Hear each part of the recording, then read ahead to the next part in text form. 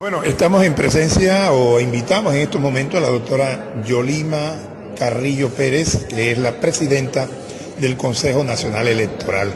Bienvenida a Magazine Ciudadano y bienvenida a toda la Guajira y las Antillas holandesas, doctora.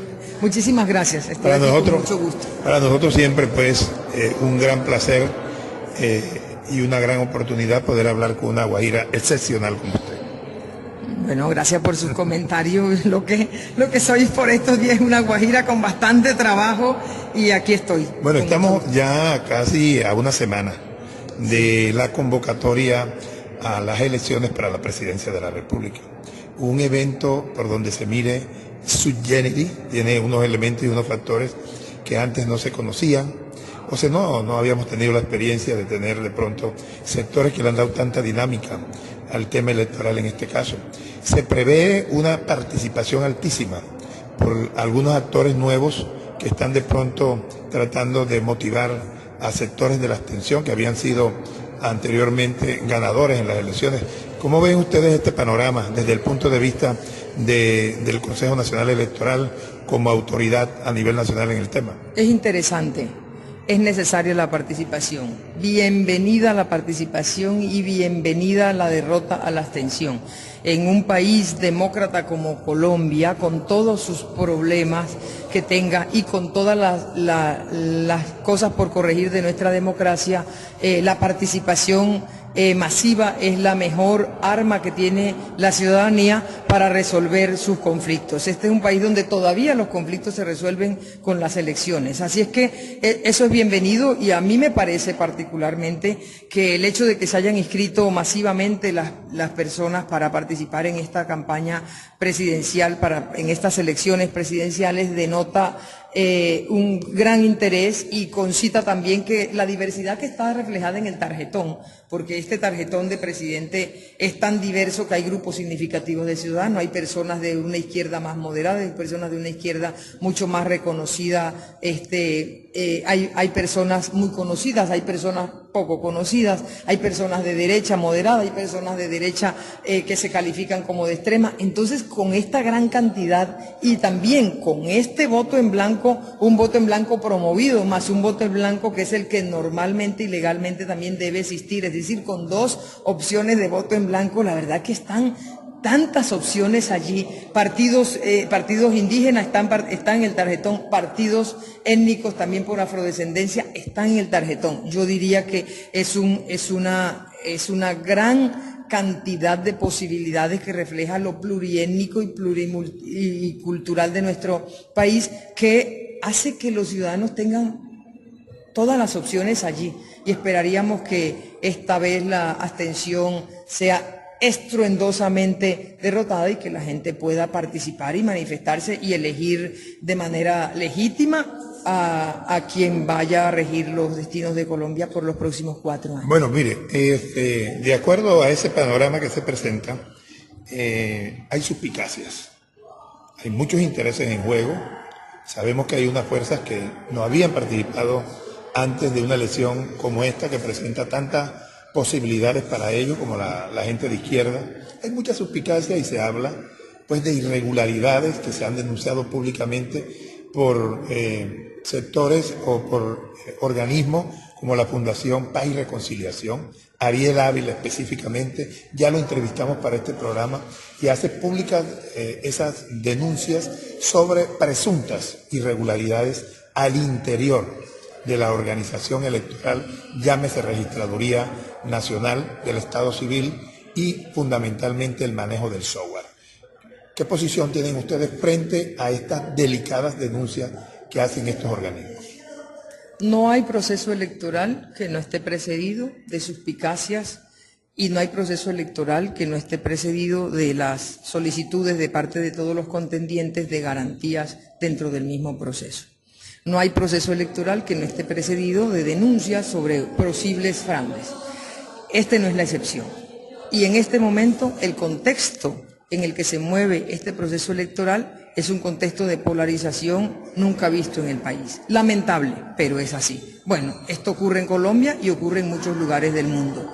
Yo tengo la experiencia de haber sido observadora electoral, es decir, partícipe de misiones de observación electoral en la gran mayoría de los países de América y en algunos de otros lugares del mundo. Y esto es un lugar común, es la constante que vemos antes de cada elección. Sin embargo, en el caso específico, lo que he dicho es que cuando hay unas denuncias como las que usted ha manifestado, cualquiera que sea la persona, cualquiera que sea la organización que haga denuncia merece la misma atención y el mismo respeto. Y pienso que frente a unas denuncias como estas, tan puntuales, hay dos cosas que deben pasar. O en la Fiscalía tiene que cursar un proceso contra quienes se demuestre que hicieron el fraude, o tiene que cursar un proceso contra quienes se demuestre que están hablando de un fraude y que no tienen prueba para ello. Pero eso es un asunto que tendrán que ver en su momento las autoridades que tienen en relación con las eventuales causas penales. Pero por supuesto, esto es un tema estructural. La coyuntura dice que hay de una y de otra quejas, expectativas, críticas, pero la estructura nos dice que es un proceso electoral que necesariamente tiene que ser objeto de una exhaustiva revisión y que tiene que contar con un gran acuerdo nacional que permita que todas las lecciones aprendidas que ha habido en los diferentes procesos y en sus diferentes etapas se tengan que concretar por fin en una reforma electoral. Y hablo de una reforma electoral porque hay normas hoy día que están desuetas porque tenemos un código electoral de los 80, otras que no son coherentes y otras que no están suficientemente complementadas, como la facultad de revisión, por ejemplo, del Consejo Nacional Electoral para buscar la verdad electoral, pero que no está debidamente reglamentada y entonces en algún momento el Consejo de Estado dice ustedes no pueden hacer un reglamento sobre algunas facultades, sino que tienen que esperar que una ley estatutaria así lo determine. Frente a todo este cúmulo de factores, se hace necesario una gran reforma electoral que concite los diferentes actores, los diferentes sectores, que ponga las lecciones aprendidas al frente y que entonces podamos estructurar un sistema electoral mucho más moderno, mucho más ágil y por lo tanto, habiendo sido construido a varias manos, mucho más confiable por parte de todos los actores. Eso por un lado. Pero mire, Federico, si hoy día trajeran al mismo Jesucristo, Dios me excusa por esto, pero dijera, si hoy día los ángeles, querubines, serafines hicieran el proceso electoral con las normas que están actualmente y no hay una gran reforma electoral, también serían objeto de suspicacias esas actuaciones y también serían objeto de crítica, porque es que en realidad tenemos una necesidad de hacer una integración de todos estos factores para buscar mejorar nuestros procedimientos. Y eso se tiene que hacer en frío y no en caliente. ¿A qué me refiero? A que generalmente en Colombia las reformas electorales se hacen en caliente, es decir, cerca de un proceso electoral. Toda reforma que se promueva ahora, por ejemplo, estará signada porque la campaña del 2019, la elección de los alcaldes, gobernadores, ediles, diputados, concejales para el 2019, las inscripciones para participar en esas elecciones comienzan en octubre del 2018, cuando el 20 de julio se posesione el nuevo Congreso de la República y empiecen hipotéticamente a trabajar en una reforma electoral en agosto, en septiembre, en octubre, ya está el calendario electoral vigente para las próximas elecciones. Entonces se corre el riesgo también de que se tomen decisiones muy en caliente, que busquen a lo mejor o que se vean como que están favoreciendo a algunos sectores por su participación política en las próximas elecciones, como en materia de inhabilidades y en otras materias. Entonces, se requiere una reforma política, aquí se intentó una reforma política producto de los acuerdos, los compromisos de Colombia, del Estado colombiano como consecuencia de los acuerdos, pero se requiere una reforma electoral. En los detalles está el demonio, dicen las abuelas con toda razón. Y es que si la participación política no está lo suficientemente reglada, claramente reglada, siempre tendremos fisuras por donde caben cosas buenas y cosas malas. Pero si la norma fuera perfecta y lográramos construir una norma perfecta, las normas no resuelven los problemas sociales de polarización, de odios. Eso no lo resuelve una norma. La cultura jurídica y la cultura política de este país, más la cultura política en materia de la participación, tiene necesariamente que ser intervenida y tenemos que ser capaces.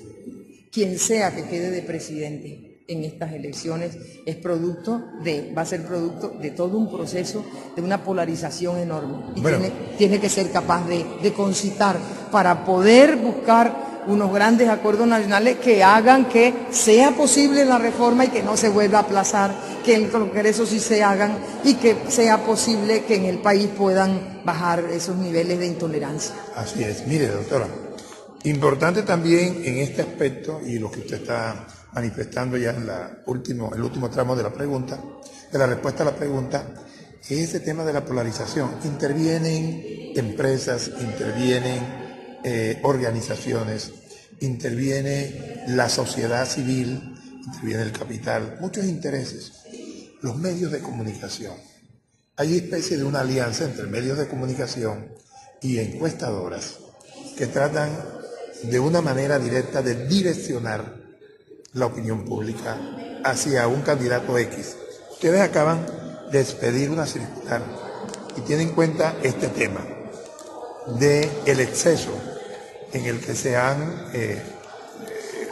implementado en estas acciones que se toman y que son muy difíciles de controlar, sí, porque tampoco hay norma para eso. Así es.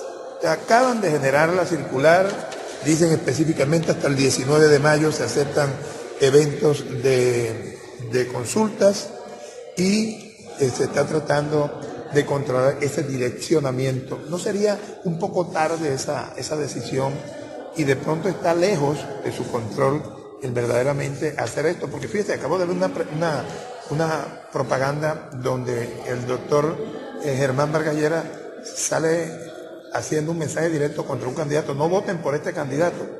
Y esto lo vemos nosotros como una acción directa en contra de los intereses de otro candidato y que se está pasando de pronto el límite. ¿Cuál es también de pronto la posición de ustedes frente a este otro tema que influye tanto en la decisión de un pueblo, que en su mayoría son poblaciones que tienen muy bajos niveles de educación, que son vulnerables a estos elementos o a estas influencias externas?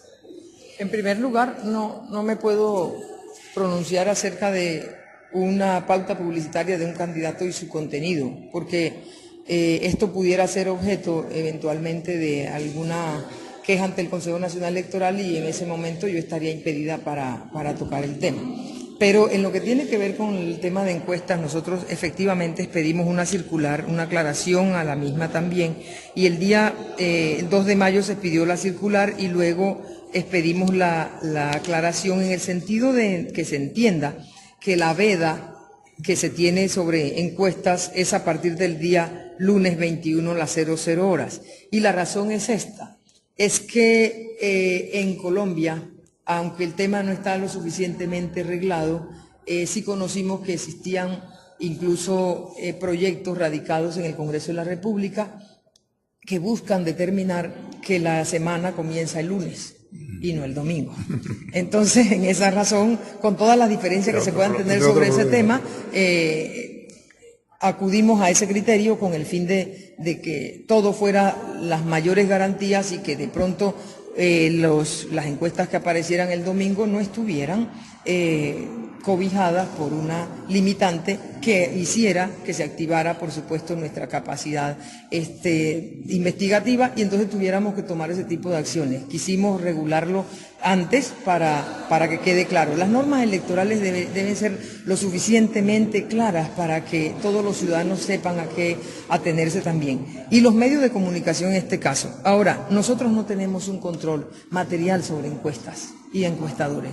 Nosotros tenemos que, con unos requisitos que dice la misma ley, tenemos nosotros que inscribir a las encuestadoras para hacer trabajos relacionados con sondeos electorales o percepciones sobre políticas.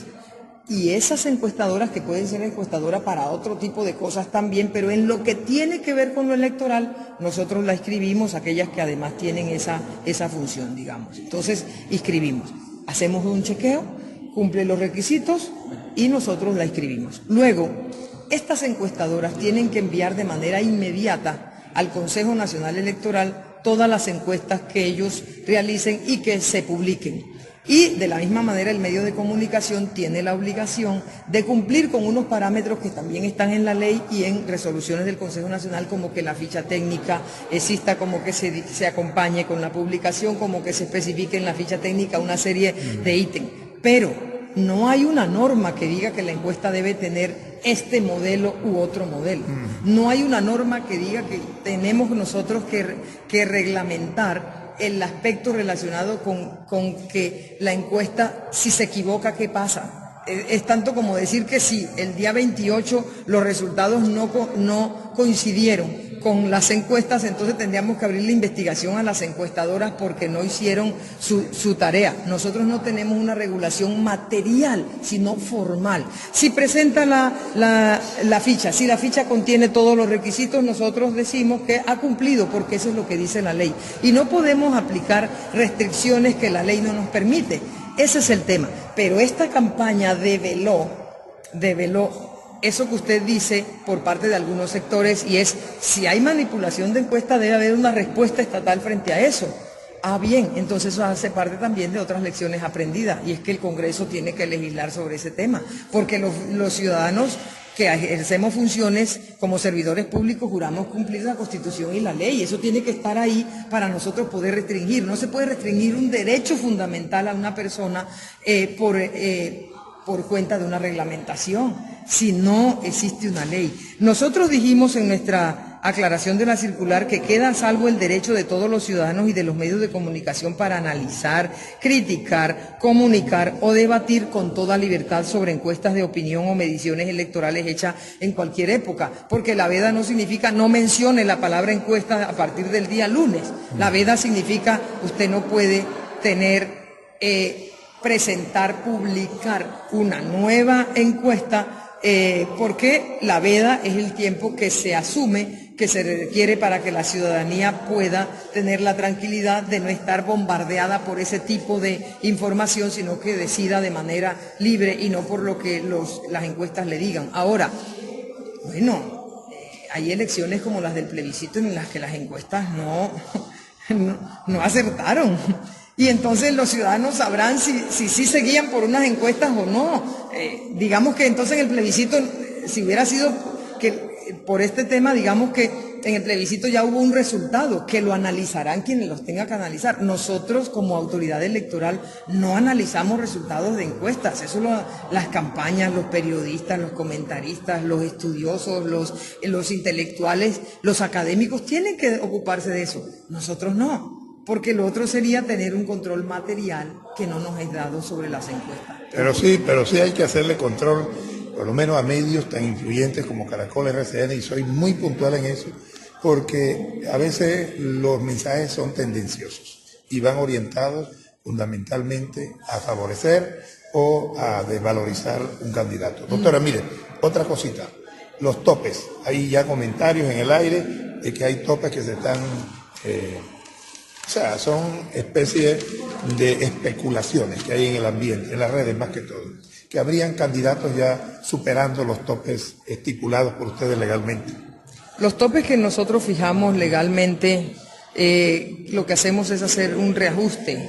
Valga la aclaración, los topes de las campañas presidenciales los fija una ley, y esa ley dice que campaña a campaña el Consejo Nacional Electoral hace un reajuste, pero no como quiera el Consejo Nacional Electoral, sino un reajuste de acuerdo a un índice que tienen que entregarnos, y nosotros lo que hacemos es un acto administrativo donde le sumamos ese reajuste y ese incremento lo reajustamos y da una cifra, de manera que la cifra de topes es extremadamente objetiva. No hay lugar a que nosotros pongamos un peso o quitemos ninguno. Ese tope en la primera vuelta está hoy en 24.235.554.964 pesos y para la segunda vuelta en 11.335.756.166 pesos. Ese está. Pero si el candidato tiene anticipo, si ha optado, porque una cosa es que tenga el derecho y otra cosa es que quiera usarlo, pero el candidato que opte por un anticipo, el anticipo es de 6.598 millones y tantos para la primera vuelta y para 4.528 y tantos para la segunda vuelta. Ahora bien, si el valor de los candidatos que accedan a la segunda vuelta reciben, digamos que estos anticipos, pero en todo caso todos los candidatos, todos, primera y segunda vuelta y cada vez que sean candidatos a diferentes corporaciones, pero en este caso hablemos de presidencia, tienen derecho a una reposición de gastos. Ahora, eso es lo que nosotros hacemos, pero si un candidato excede los gastos, se hará acreedor a las sanciones de ley. Pero para decir que un candidato excede gastos no es suficiente con que en las redes sociales esté la noticia o el comentario o el señalamiento o la crítica que excede gastos. Se requiere hacer una actuación administrativa y por primera vez en la historia de las campañas presidenciales en Colombia, la vigilancia que se hace como auditoría es una vigilancia propia del Consejo Nacional Electoral acompañada de manera permanente por la Procuraduría General de la Nación. De manera que nosotros estamos metidos hoy, como todos los días, hasta que termine la campaña y después, en las sedes oficiales de las campañas donde se manejan los recursos y estamos allí con la Procuraduría al lado, pidiendo todos los informes, recibiendo todos los soportes de las diferentes campañas presidenciales. Pero también tenemos unos ojos en los sitios, en las capitales, en todas las capitales, que son los tribunales de garantía. Y si a nosotros un candidato nos dice que, por ejemplo, en el departamento de La Guajira no tuvo vallas y nosotros cruzamos y nuestro tribunal de garantía dice que sí tuvo y tiene las fotos y tiene las coordenadas en las que están esas vallas y cruza la información, seguramente si hay esas inconsistencias, eso tendrá que ser sujeto de valoración, de indagación y eventualmente de investigación por parte del Consejo Nacional Electoral. Dicho sea de paso, seguramente el próximo Consejo Nacional Electoral, porque mientras se entregan las cuentas y se asumen las revisiones, ya ha terminado el periodo del Consejo Nacional Electoral, que termina en el mes de agosto. Pero en todo caso, usted ha dicho una cosa muy importante y es, si en las redes sociales están ese tipo de información, qué bueno es que eso no se quede ahí. Mire, para decir que un candidato tiene muchísima propaganda electoral y que está visible, hay una aplicación que se llama MAPE, M-A-P de papá, E-E. Con esa que donó la MOE a la organización electoral, o sea, al Consejo Nacional Electoral, usted ahora la baja a su celular. Usted va a donde haya una valla en Riohacha, aquí estamos en Riohacha. Usted toma la foto y ahí le dice en qué coordenada está la valla. Usted captura la foto, no la puede enviar desde su galería, sino que solamente admite la aplicación que sea capturada en el momento.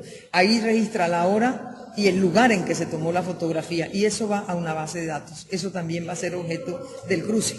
Así es que eso va a permitir también ejercer algunos controles y nosotros estamos haciendo la tarea que formalmente nos corresponde en ese caso. Lo que pasa es que siempre la creatividad de las campañas suele sobrepasar la norma, conocen la norma, tienen asesores que conocen bien la norma o que la han hecho, etcétera, y saben de qué manera podrían cumplir en apariencia, pero no cumplir en el fondo y en la realidad. Por eso se habla de que los topes son una ficción y pueden llegar a serlo siempre y cuando los candidatos o las campañas estén manejando dinero por debajo de la mesa, porque no van a confesar que están gastando grandes cantidades de dinero, pero el Estado llega hasta donde el Estado se le permite. El derecho administrativo es reglado. Yo tengo que hacer, no puedo ir a allanar la casa de un candidato para saber qué tiene, a menos que haya una noticia criminal, y lo hará en ese caso la Fiscalía.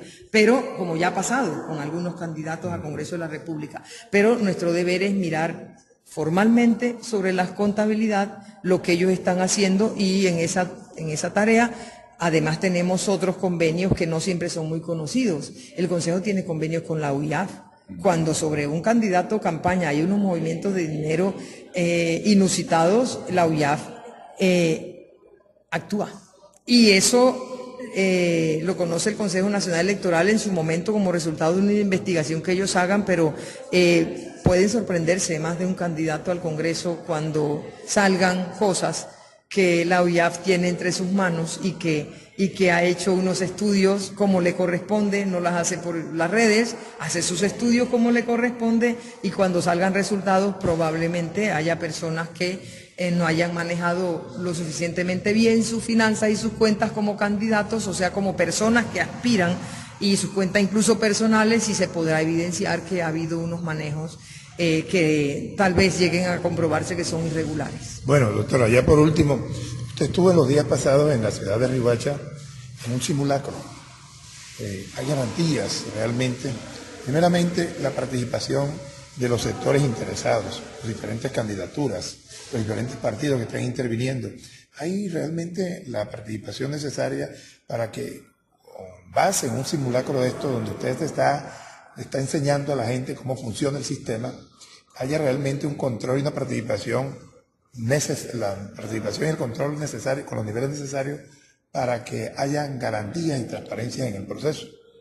Formalmente, los sistemas están hechos, diseñados para que todo fluya y los resultados que depositen los ciudadanos en las urnas tenga que ser el que se refleje en las diferentes etapas de conteo en la mesa, y luego de ahí con los C14 que vaya a las zonales, y de ahí al distrital en este caso, y de ahí al departamental que le llaman general. Eso debería fluir y ser una cadena sin errores. Puede haberlos, errores humanos, puede haber un error técnico en algún momento, y por eso se hace un simulacro, para evidenciar si el sistema carga bien, si el sistema funciona bien. A ese simulacro nos invita la registraduría, que es la responsable de la implementación de este tipo de sistemas. Y a este simulacro se invita, como usted vio, a la Procuraduría General de la Nación, que estuvo presente en todo momento, y a este simulacro se invita también a los señores jueces y notarios o registradores de instrumentos públicos, en este caso, en fin, a las autoridades que, de acuerdo con el código y las normas electorales vigentes, son quienes tienen que hacer ese escrutinio municipal, zonal, y luego vendrá el departamental, que es donde por primera vez intervienen 2 delegados del Consejo Nacional Electoral, de ahí en adelante.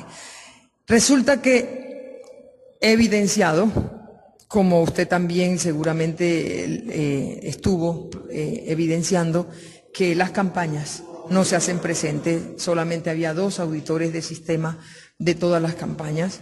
Eso es preocupante, porque luego se puede estar hablando de un tema que no se conoce, y es que debes conocer cómo funciona el sistema para poderlo criticar, pero lo que es mejor, para mejorarlo, porque para eso son los simulacros, para poner a disposición de la ciudadanía y de los órganos de control cómo funciona el tema, para que entonces los ajustes que haya que hacerse se hagan. Precisamente se trata de eso. Es lamentable no haber podido contar con las interesantes apreciaciones que puedan tener las campañas en materia de mejorar un software sobre el que tanto se habla, pero que poco se precisa.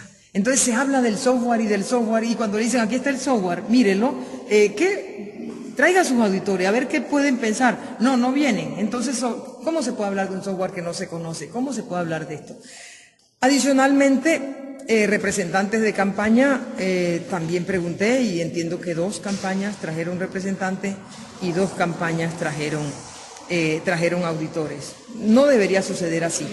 Adicionalmente a eso, he pedido un reporte sobre el uso de la plataforma SIGTE, que es Sistema Integral de Gestión de Testigos Electorales, que también tienen allí su intervención Y el Tribunal de Garantías Electorales de La Guajira, que ha estado presente en todos estos procesos, que sí es del Consejo Nacional Electoral, nos ha entregado el corte que le entregó la registraduría, y la verdad es que hay una campaña que supera el 60% en cargue de testigos, otra que está alrededor del 30% y otra que está alrededor del 2%, y las demás están en ceros. Eso no es concebible.